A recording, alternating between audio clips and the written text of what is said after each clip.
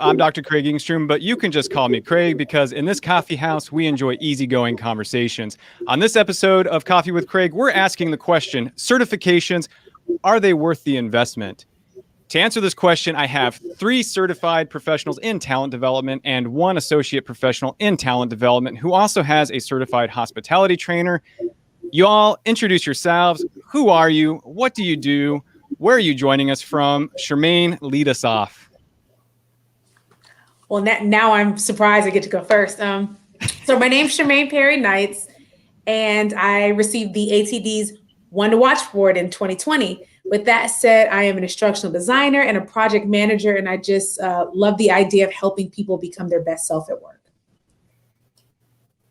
That's awesome. Kevin, who are you? What do you do? Where are you joining us from? Sure. Yep, my name's Kevin Rufty. I am currently serve as the director of training for a certified organic juice bar called Clean Juice. We operate in 27 states now. I am currently in the Woodlands, Texas, but I reside in Charlotte, North Carolina. I'm down here doing some market visits. And I was named Training Magazine's Emerging Training Leaders for 2019 as one of my credentials. So that's who I am. Wow, that's awesome. We're obviously in the presence of greatness, and we have 2 more really great folks here. Brandi, why don't you tell us a little bit about who you are, what you do, and where you're joining us from? I'm Maynard. I'm joining today from Spokane, Washington, and I've been in the learning space since 1997, working from home online learning since 2002, and decided when I started my CPTD to blog that journey, and that's what brings me here today. Thank you. Yeah, and I'm also glad to have you here. Education currently at the Ignite Learning Academy. Gotcha. Now you're in the Seattle, Tacoma area, right? So no, you're not in Seattle directly, right? Spokane area, other side of the state. Yeah, Spokane. Yeah. Sorry, that's what you just said. But you still probably enjoy your coffee over there. Are you drinking coffee today with us? Oh yes, we are the coffee capital of the United States. That's great. Awesome. John, why don't you tell us a little bit about who you are, what you do, and where you're joining us from? Yeah, sure. My name is John Noell. I'm the training manager for Anchor Packaging. We make food containers and food packaging, particularly for restaurants or grocery stores. So as you can imagine, we've been pretty busy over the last year.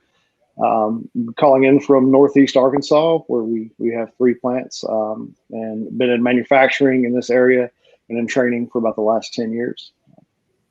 Wow, that's great. So as you can see, I've invited a panel of folks that come from a wide variety of backgrounds into the talent development profession. And our goal here today is just to kind of answer that question. Certifications, are they worth it? If you're joining us in the live chat, please leave your comments. We can answer your questions that you might have. If you yourself maybe have a certification and you think you agree or disagree with us, chime in at any time. I've given them permission to kind of take over the chat if necessary, try to get a conversation going like it is at a coffee house. But let's go ahead and start with, I think, what's the main question. Is it worth the investment? Let's just do sort of a poll here. Give me a thumb up or thumb down if you are on board with the idea that it's worth the investment of time and money. Yeah. Okay. I'm also a thumbs up. So we have some 2 thumbs up there. That's great. I think it is definitely worth the money. How about Kevin? Now, I don't know. I don't want to speak, and make it sound like others aren't very high up, but I think you're the highest level in terms of training and development. You are a director of training. So what made the certification worth it for you? And do you think it had anything to do with your current role? Yeah, absolutely, Craig. I will 100% answer yes to this question every time it's asked. So in my particular case, certifications were definitely worth it because I don't have a college degree. So, I guess kind of started out a little bit under the gun, if you will, in the corporate world. But I just found my niche and really, really, really worked hard and listened and learned as much as I could from the folks that were really great at it. And so that's kind of how, I got to where I am now, but the certifications definitely helped. I was a trainer by accident is what, I think we all kind of say. Started out in restaurant operations and fell in love with training and development via management, culinary management, and, new store openings and being a part of those training teams. So, just a lot of hard work, but then, I was out there training and doing these things and just had a desire to learn a little bit more, and knew that I only could go so high with what I had. So it was really cool to just kind of get the validation and the verification, that I was a little bit on my right way. I was doing some of the things approximately right. Maybe I just didn't know exactly what they were called. And then, learning those actual technical terms, learning facilitation skills, and then really, really deepening my understanding of learning and development through certifications are what I attribute to, where I am now, along with a lot of hard work. Was there any overlap between the APTD and the CHT, or are these very different certifications? No, there's actually a good bit of overlap, Craig, and it's a great question. So I got the APTD first before I got the CHT. I would have done that again 100 times the same way. The APTD set me up for great success with the CHT. The APTD was a pretty scientific, if you will, from my opinion, was a little pretty scientific certification. It talked a lot about adult learning principles. It talked a lot about measurement of ROI and things like that. So that set me up for great success with the certified hospitality trainer, which is obviously more towards the hospitality industry. But it covers a lot of the same things, just with the hospitality spin on it.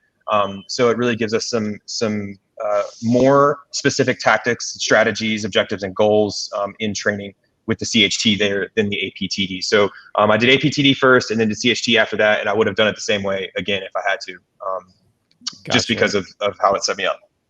Nice. Now, for all the other folks in the room, did you do the APTD first and then the CPTD? Because I know Kevin's the only one remaining at APTD level. All of us have certified this past year into CPTD. What was your journeys? No specific person, anybody that wants to speak up on that one.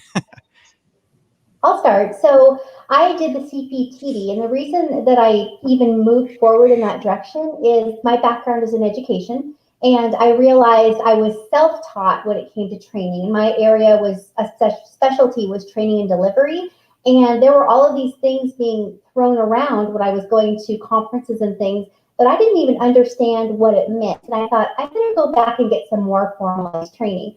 But can I ask a quick poll question here, Craig? Because I'm really curious. We all know that the exam fee is $900. You mentioned the word investment earlier. How many of you did the prep course? Just show me a show of hands real quick, because I used the prep course. Anyone else use the prep course? I did. John did the prep course. Okay, so a couple use the prep course. How many of you studied with the TD book, the body of knowledge? Okay, well, so all of us studied, and I think that's the investment is the variable of how you choose to study.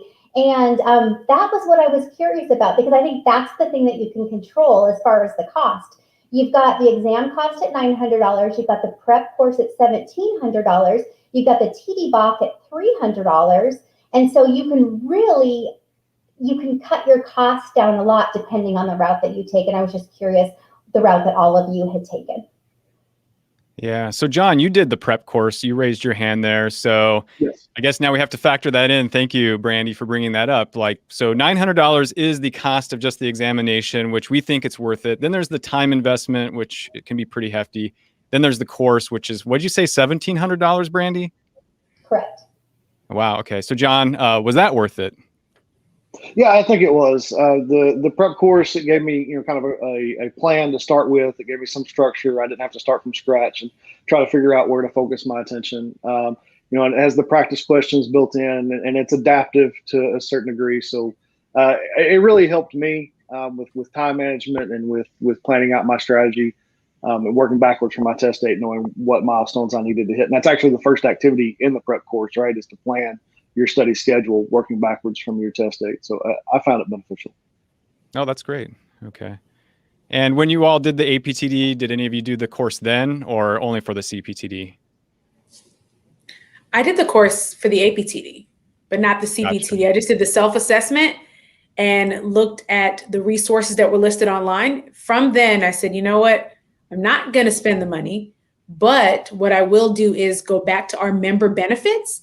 And the books that I had not purchased, those additional resources and reports, I just navigated all that towards the body of knowledge and the other books that were recommended as resources.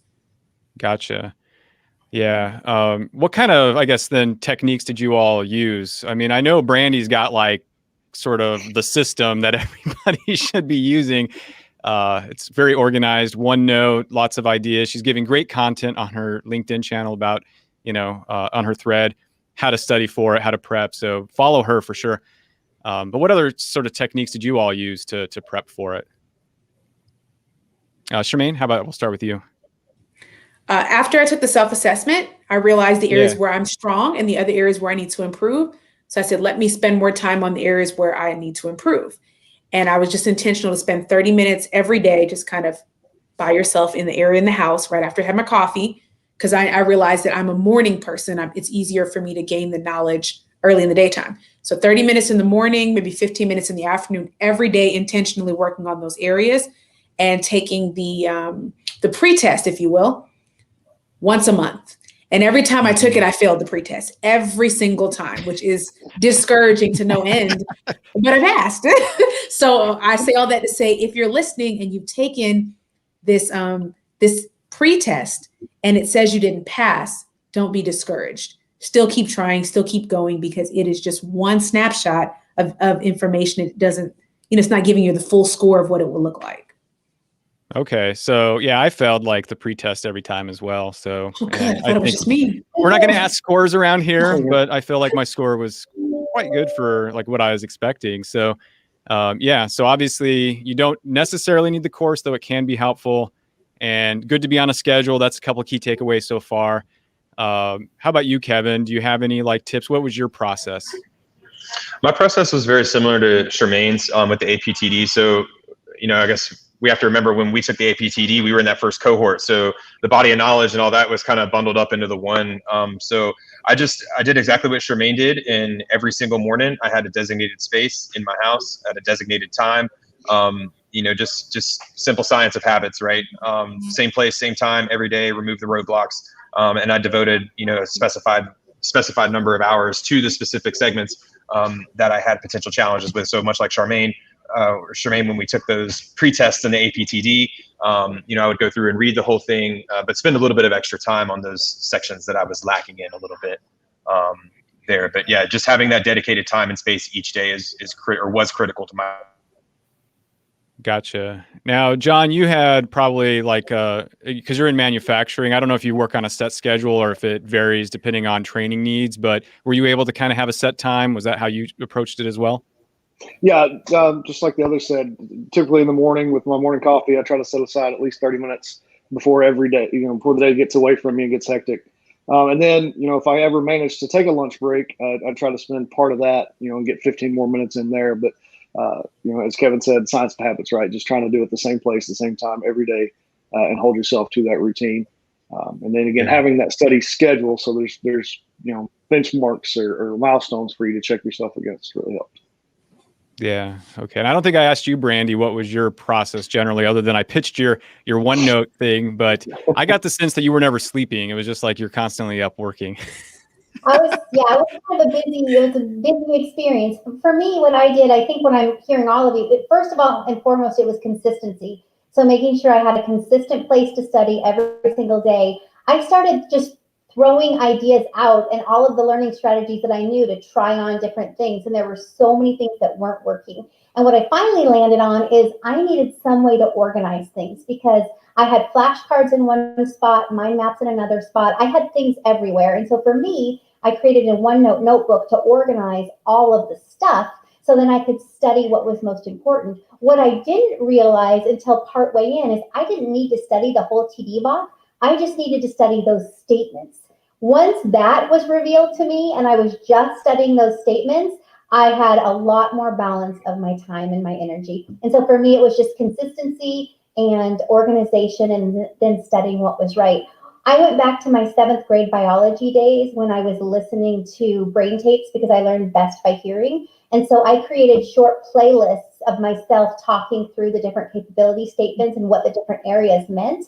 And that helped me tremendously because I just listened to it all night long while I was sleeping. So those are a few things that I did that worked really well. That's awesome. Yeah, I think go ahead. Sorry. Yeah, go for it. No, I was just saying that's a good tip. I like that. Yeah, I agree 100%.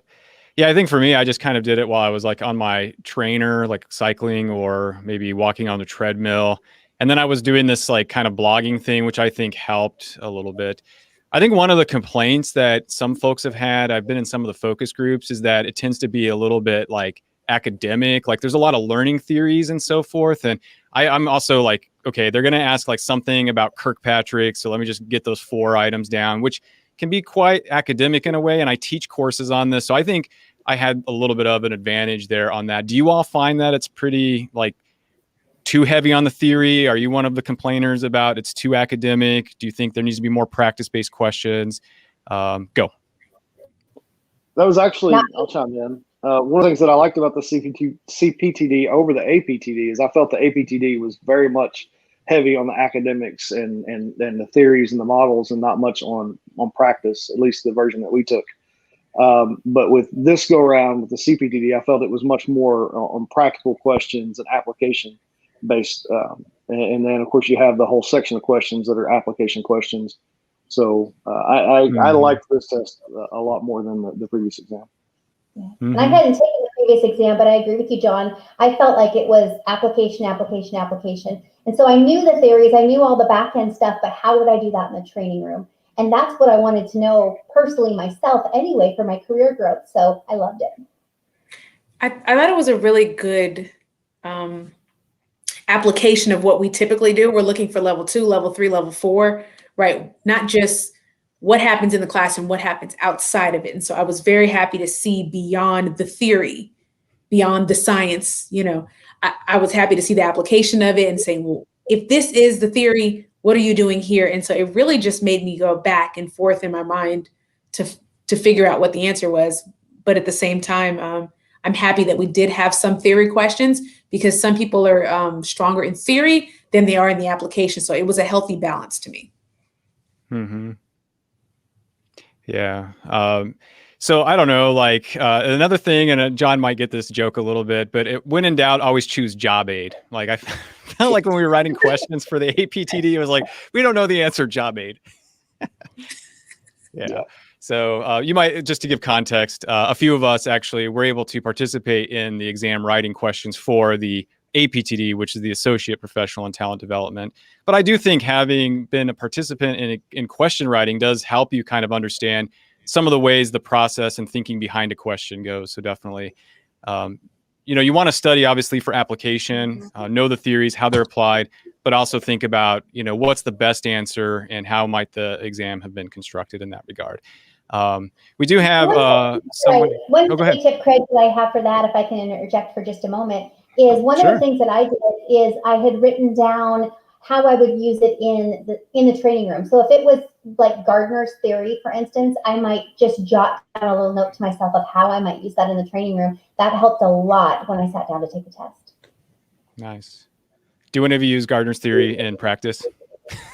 Kevin, you're the director of training. Are you going to hire somebody if they can, say that in an interview?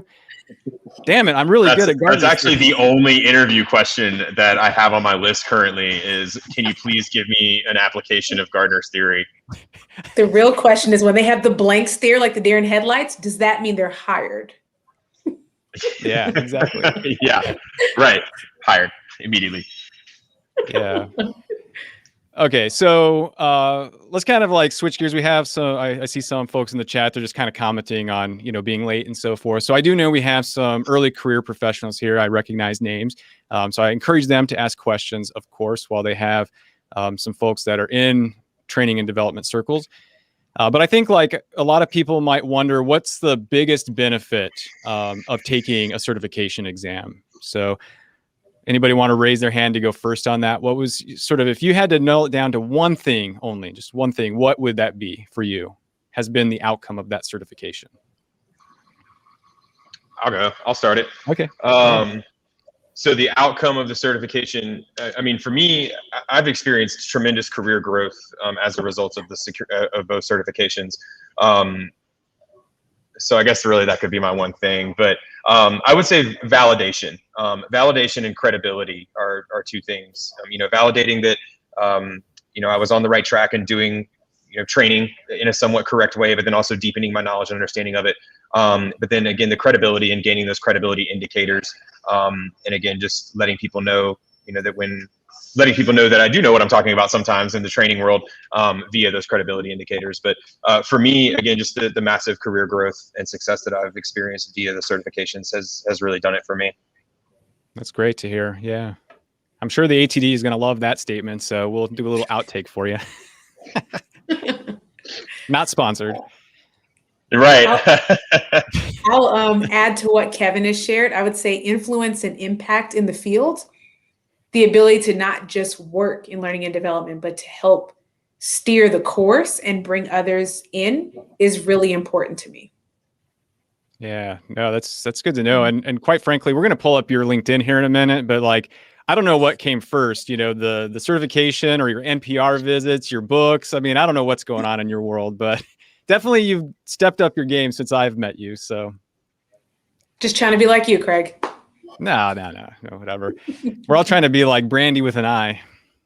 Yeah. Dr. B. Brandified. Is that the hashtag? That's what she's doing. Brandy. Yeah, like the adjective.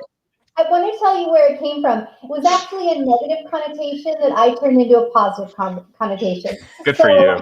My husband said to me, do you have everything that you do, you have to take it to the next level? I'm like, and that's a bad thing? He goes, it is, because I'm the one that's doing all the stuff, taking it to the next level. I'm like, well, I'm coining a term. It's called brandified. I'm brandifying everything. And then I needed to, when I was talking, I'm going to answer your question, Craig. For me, the number one benefit that I've gotten out of it is I am completely inspired by relationships. And the relationships that I have built along this journey have been phenomenal with some phenomenal people. And so when I started, I needed a hashtag that I could blog under so people could find my stuff. And I thought brandified, and that's how it started. But for me, it's been relationships and the ability to inspire others. I wish that there was somebody when we were starting to help us, because nobody taken the CPTD. We were all just trying to figure it out. And so I thought, I'm going to be the person who comes along and helps others, because truly it feeds my soul. That's what I was designed to do, and that's why I'm here. That's great. And that's brandified right there. Hashtag. That's the definition. Brandified. Ladies and gentlemen, you've been brandified.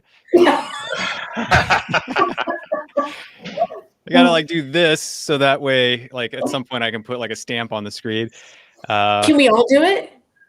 Yes. Yeah, exactly. Ready? 1, 2, 3. Yeah, there we go. All right, brandified. All right, John, what is the number one takeaway or benefit that you've had from the CPTD? Yeah, so I'll echo what others have said. Professional growth, like Kevin said, the job I'm in now, it called for an ATD credential. I didn't have the CPTD yet, but I had the APTD, and I got my foot in the door here. And then, of course, the relationships and the people. This group of folks, the folks we've met through our work through ATD and through the certification social network groups on LinkedIn, and that's been great. But if I had to add something new, and for the early career folks that you said are in the chat, I'll think about them. For me, when I took the APTD exam, I probably wasn't ready. I was still an accidental trainer. I had learned a little bit about what was going on. I'd taken an ATD training certificate course, but when they came out with the APTD pilot, I jumped on it, and probably too soon.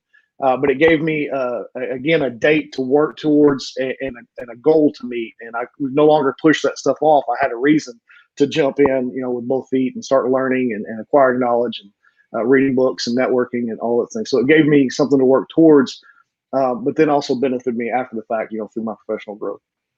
That's awesome to hear. Yeah. I just to summarize, I think all of you have hit on exactly what I would say are the key takeaways. I'm coming out of higher ed, and quite frankly, a lot of the folks you'll meet at conferences there, and I'm probably going to regret saying this on live, but they're just not the kind of people I want to spend a lot of time with, outside of that environment. But the folks that I've met at ATD and like you all, I don't know, just down to earth. I really like hanging out, talking, doing our social sharing. And so, I think the relationships that came out of this certification, hands down, are awesome.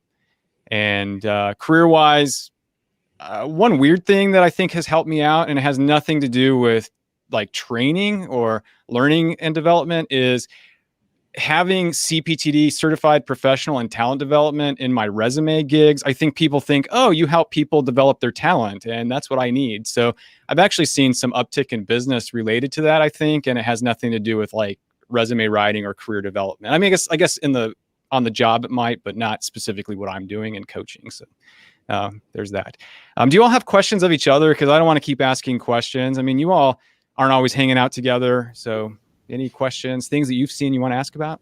So I have a question about certification. I know personally I'm tired and I have no intention of getting another certification anytime soon. How about the rest of you? Where are you at? Like 1, it's going to be a while before I get one, or 5, I'm all in. I'm going for another certification soon.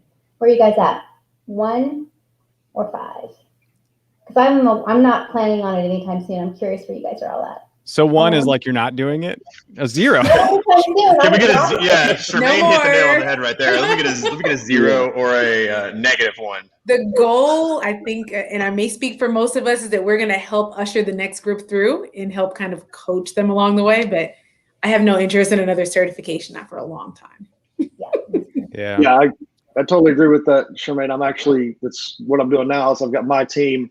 They're going through the ATD training certificate course this week. A couple of them are, and then next month a couple more, and starting to try to coach up that next group. Focus more on that now. Yeah, personally, I know that I took the test August 10th, and I kind of fell off the face of the earth on LinkedIn or anywhere else until about middle October, because I was just burnt out. And now I'm back in and rejuvenized and eager to help others. But for a while there, it just took everything out of me. It was a lot of work, a lot of practice.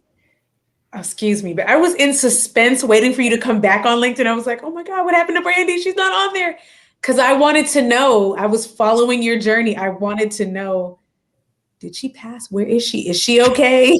Like, I was brandified. I was trying to figure out what happened to you. She was really exhausted is where she was. I was so tired and so still. And I felt a little bit, I don't know about you guys, but sometimes with followers on social media, I feel like I have to have that presence and physically be there. But sometimes you have to call it too and say, I don't have anything else to give. And I didn't at that point. Like, I had nothing else to give because I was spent. I felt that after I wrote my dissertation too. Like, I just wanted off the treadmill for a while. I was tired. Mm-hmm. Yeah. Got to get on the treadmill. Well, we have a question here coming in. I was going to do a little rap. I don't know what you heard about me, but I think I'm going to go for the MoFo PMP. I don't know. I see everybody has a PMP these days. Oh, I love it. Yeah, anyway, but I can't rap. I thought we were about to hear a rap. It. I was ready for the rap, man. Well, I don't know what you heard about me. It was good. It could be a thing. I did ask Fiddy to join us, but he didn't want to. So anyway, go ahead, Shermaine. What's that? I didn't mean to cut you off.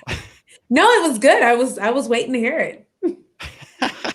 All right, so we do have a question. I'll tell you what, Craig. Go ahead, yeah. And then I was going to say of the certifications, if the next one that I get is probably going to be a PMP. That's I need that knowledge now, managing projects, and especially as my team gets bigger, we have all these project management tools that we use, one in particular, Asana, which is a software that we use, but I need that knowledge, just like I needed and crave that knowledge about training and learning and development through these certifications. I find myself craving that knowledge about, the science of project management. So, for all y'all here, that's probably the next one that I'll pursue. I've heard it's a beast. Smart. Yeah, I don't know. I'm always impressed when I see it. Oh, yeah. I'd love to take this question if I could, just to start off. Mentioning that you're a better student, you love the knowledge and the learning rather than the application on the exam. I think that if you can get that learning down and understand it, and then talk to people who've done the work. So if you can talk to an instructional designer that you know, or talk to someone who has some more knowledge in organizational development, or perhaps a coach, and ask some more of the application questions based on what you know from the knowledge, that will help you apply it. Because that was what I was worried about. I didn't know all of the different domains. My area of expertise was training and delivery. I was masterful at that, but there were a lot of pieces I wasn't masterful at. So talking to people who are will help you to apply that knowledge. And if I can add to it, Vera, I would say do the self-assessment. You would take the mystery right out of this. And ATD is really good at partnering with the chapters. We have a lot of free information, if you will. Holly and Morgan just did this for the chapter here in Atlanta, but they have a 1-hour session where you can take it in advance and you can come on and learn more about the model, and it just removes the mystery, and they help you understand what the old model looked like and why we have the new model. And now more of our members locally are interested because they say, oh yeah, that makes sense, as opposed to what is that over there? Absolutely. Just seeing that you're coming out of Barcelona, so welcome. Thanks for joining us so late in your evening. One thing I think that might be a disadvantage for some folks is, and I think like just looking at people who have posted that they didn't pass the exam and where they struggled, I really think it's on those case studies. There might be like a second language challenge there. So I think that if you love learning, this is actually a good thing, because the more you can sort of like beef up, or I shouldn't even use idioms, but the more you can learn and think about application and just kind of read a lot of blog posts and things about how people are applying the theories, I think the better off you're going to be going into those questions. So we have somebody here that is interested in taking the PMP. So first, because we're all ATD folks, and I know they might be listening in. First, do the ATD certifications, and then the PMP. I'm just kidding, but if you do it, let us know. ATD has with project management material too.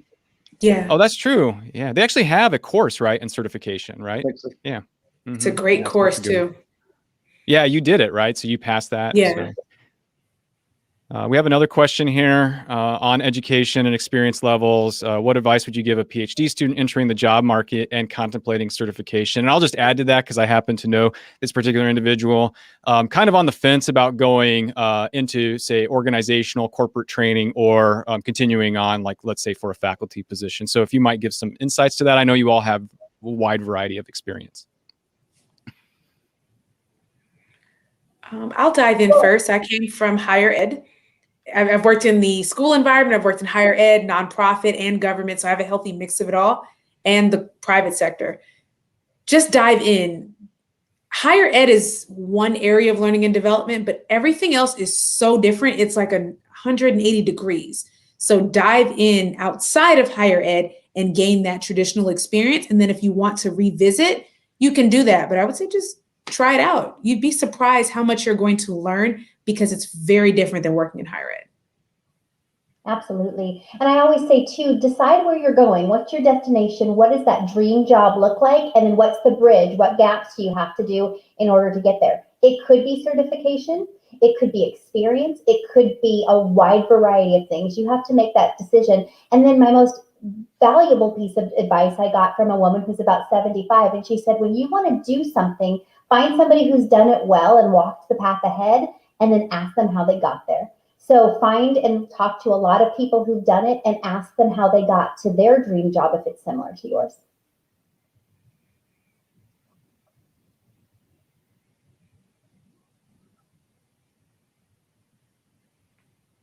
Sorry, I muted for a minute so I could take a drink and wouldn't hear me swallowing, but then I forgot to unmute it. So I was just wondering if there's any other comments on this one. Anyway, yeah, I think personally, experience is always going to be good, but I do think the CPTD can give you, or APTD, I think that's the good starting point, the sort of indication that you're able to take what you've learned and apply it practically. So it doesn't hurt, at least, to prep for it, and then you don't take it, but at least when you go for job interviews, you might be speaking the language that those in the more corporate environment would be using. So that's sort of my thoughts there. Just got to thank you for... One last piece on that. Also look at the level of years of experience that you've had, because I know to get the CPTD, you need at least 5 years in the talent development field. I don't know what APTD or APTD is. Probably half that would be my guess. And so see if you have that experience before you even jump in. And if not, find another certification if you'd like that might fit into what it is that you're looking for. Yeah, that's a good point. Just to kind of see here, like you can go to the td.org/certification, and they give like a really nice breakdown of all of the sort of requirements, credentials. You can take the practice exams. You can look at the distinction between the two. So yeah, I would actually spend some time sort of thinking through this, looking at it. But, quite frankly, I think it's a good investment for those in higher education to do. It's affordable, in my opinion. Even if you're a grad student, it might be 1 month of stipend or something, but it's still definitely, I think, worth looking into and taking. Let me stop sharing that screen again so we can see all of our beautiful mugs. Got to thank you for that. So I don't know how that works to be brandified by Shermaine. I thought only you could be brandified by Brandi. I took a screenshot of it because I was like, when I post on LinkedIn, that's what I wanted to say. Exactly. Yeah. I don't know. You've got disciples now, you know? Yeah. So appreciate the comment the there. Brandi Thanks for franchise. joining. Thanks for joining in. Yeah, I think we're at about 40 minutes in. I mean, I don't want to belabor. I want to ask if anybody in the chat wants to contribute or ask some more questions. If not, do you all have, again, questions for each other? Anything else that you would like to share? Something I've missed? I know your time is of like precious, and I don't want to like, I want to spend an hour with you, but I also don't want to hold you like captive. I have oh, go ahead, John. I see you. I was just what we started talking about before we went live was the question we posed to Kevin about how important certification is in his search, for new team members. Oh, that's a great question because he's a director. Yeah. Yeah. So it's really important. And, I was thinking about this kind of, John, you made a point too, when you said that your job required it, right? You're starting to see these things pop up on not required, but definitely preferred skills and qualifications. It was cool to see APTD start popping up on there. And now, CPTD is basically just kind of rampant on those jobs. But, in the role that we're hiring, I wouldn't really expect anybody to have anything over an APTD, just because it is a little bit more of an introductory role with what we'll be bringing on next. But with that being said, looking at those types of roles and looking at those types of certification and pitting them against the experience is where we'd find that balance, or where I would look for that balance. There's definitely, just from personal experience, there is a bit of balance weighting the experience versus the piece of paper. A lot of you have doctorates and PhDs and master's degrees. Again, I don't have that piece of paper, but I did have a couple of them with the certifications. So it really just kind of shows some initiative in an entry-level individual or a younger professional, perhaps, even if they just have candidate, right? So whenever I was taking the APTD, I had APD candidate listed on my resume. And so, I feel that shows a little bit of initiative and shows that this person is really putting their all into learning and development, right? Putting their all into what they're doing from a training perspective. So to kind of bring the question around, yes, those things are like I've put it on the job description that I'm working up right now as a preferred credential. I'll definitely be, those people come to the top of the line as far as applications are concerned, just because I know the effort and time that it takes to obtain one of these certifications. And so, you can kind of make a little bit of an assumption on that individual just based on knowing that, right? Based on knowing that they've spent the time and they had their dedicated study habits and they put themselves in a room for 30 minutes each morning when they didn't want to wake up early. Things like that stick out more to me than perhaps the actual certification do in some aspects. So, it's definitely something that we'll be looking for, and I'll be looking for, going forward, really, when we're hiring roles like that, especially as we do get into things like instructional designers and e-learning specialists and all that, would really, really be interested in somebody with those types of certifications there. But yeah, I think it's just a big differentiator. It's just a very easy way to tell who is serious about learning and development, who really takes it serious for themselves as professional development, and who wants to grow, who stays hungry, essentially, is kind of what I think about when I see those things.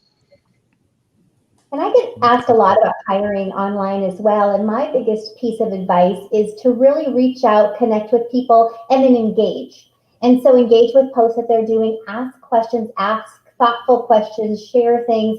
Just be a person who's out there engaging with others, because networking is the first step in getting your foot in the door for a new opportunity. So if I could tack onto that, go ahead. Brandi, just to that point, and so y'all know, it's kind of funny that you say that, because that's 100% the truth. I didn't fill out an application for this job that I'm in right now. A lady that was promoted out of this role into the VP of Ops, I actually worked with her husband almost 10 years ago. He taught me how to be a manager at one of my first restaurant companies. Stayed in contact with them, sent them Christmas cards and just chatted back and forth. We live in the same town. And so when it came time for her to select somebody to fill the role, I was gratefully and luckily top of mind for her. And so I can't stress the importance of networking enough either, and building those deep emotional connections with your network, because you never know when it'll help you out. That's awesome. So I guess now John has opened up a can of worms for me anyway, because I'm going to now turn this into some research. Students are always asking me what kind of interview questions they're going to ask, and I think I have a pretty good sense on it. But for all of you, you all have recently been interviewing for jobs, I know that, or have been in roles that interview. What are some of the questions that are coming up this day and age? And what kind of advice might you give for that? Can you apply Gardner's theory in practice?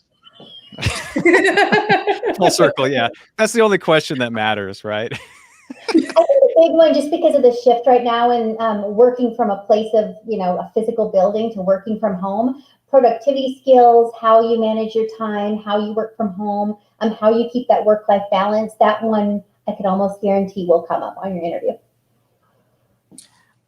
A question that I've been getting recently is, what are you doing to grow yourself professionally? Because, we're always pouring into someone else. Like, what are you doing to build your own skills? And you'd be surprised, because many people aren't thinking of that. So I would say anybody listening, be intentional to grow your own skills, because a job is just a job, but you want to grow your own skills personally, professionally. And I think organizationally is our last domain. So in each of the areas.